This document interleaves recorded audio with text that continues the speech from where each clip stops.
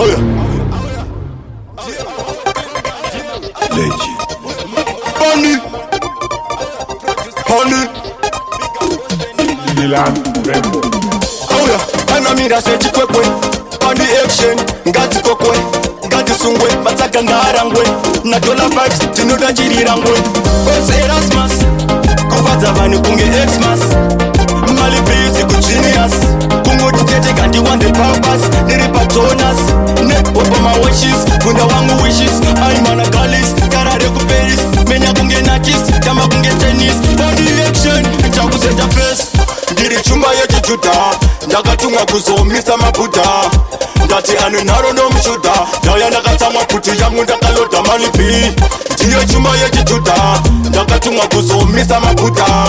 Ndati anu naro no mshuda.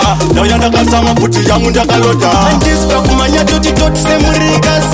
Ndini ndikuchiwa semutikas. Paripo chikudo ndiri T-class.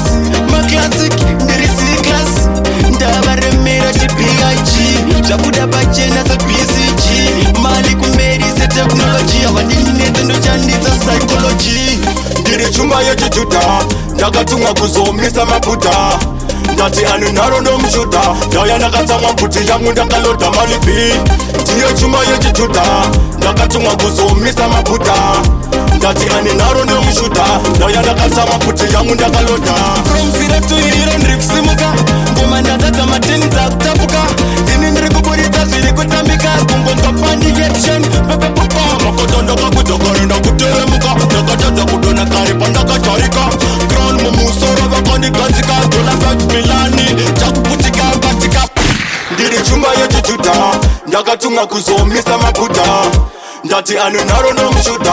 Ndaya ndakatsamwa kuti yangu ndakaloda mali B. Ndiyo chumba yechijuda.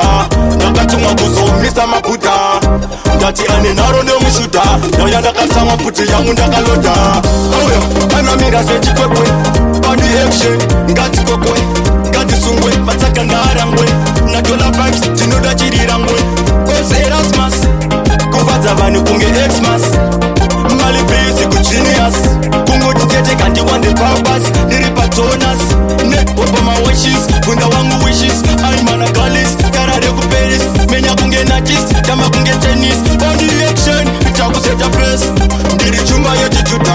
Ndakatumwa kuzomisa mabuda.